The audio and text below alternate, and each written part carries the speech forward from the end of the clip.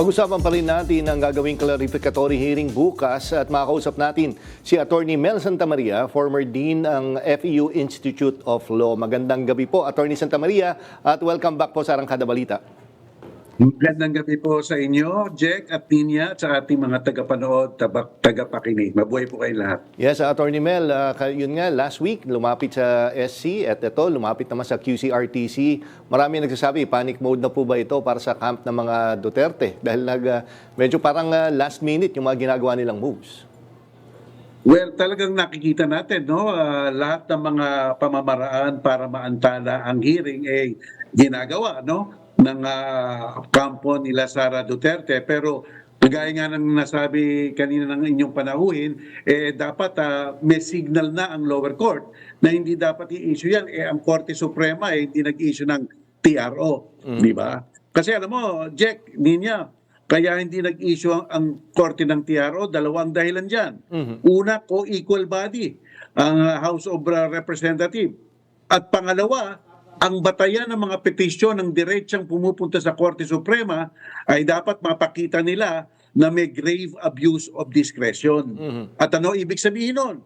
Ang ibig sabihin nun, isang walang dahilan, sukdulang makapritsyo, at lantaran at lubhang talamak ang mga pag-aabuso sa kapangyarihan.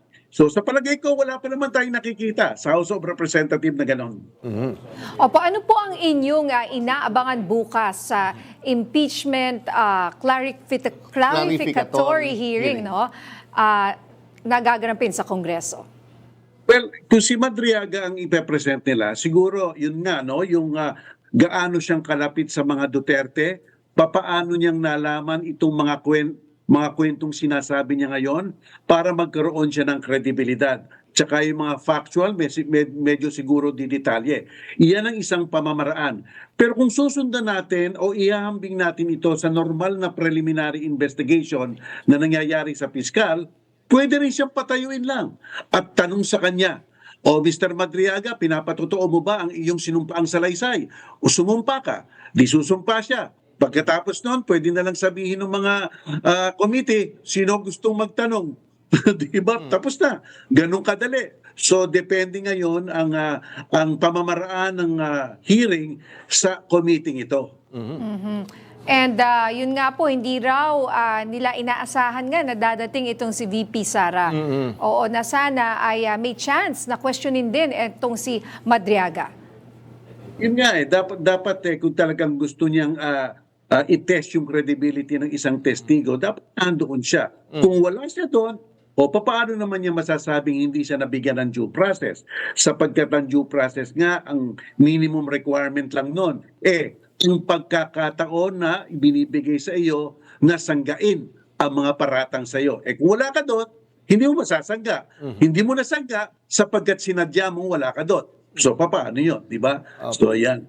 Attorney Mel, ganito, isa sa mga dati sa sagot ng camp ni Duterte noon ay wala absence ng absolute facts na sinasabi niya. Una, ano po ba yung absolute facts na yan? At itong magiging testimonya ba ni Ramil Madriaga ay pasok dyan si sinasabing absolute facts? Pasok na pasok yan. Absolute facts or tinatawag na ultimate facts.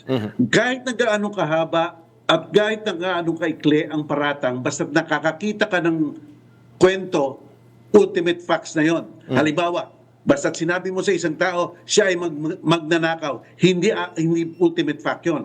Conclusion yon.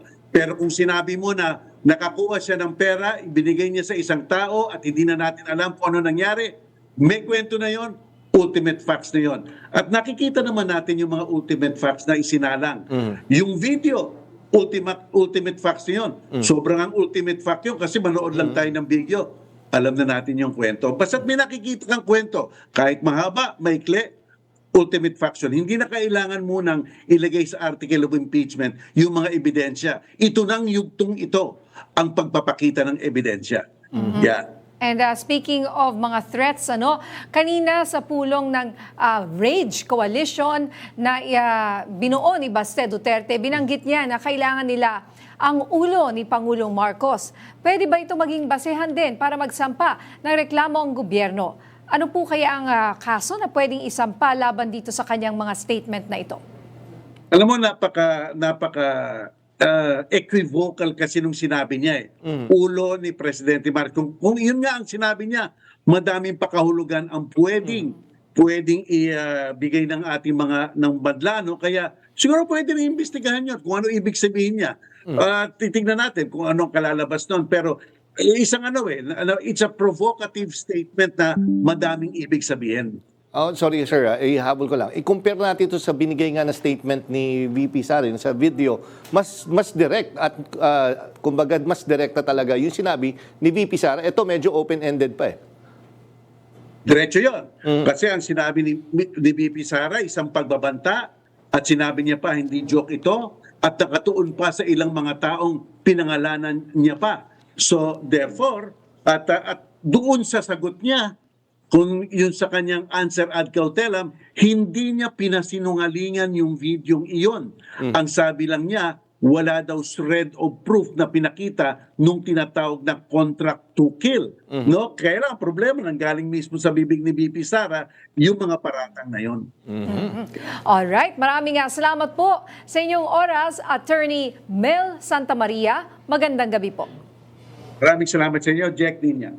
Thank you.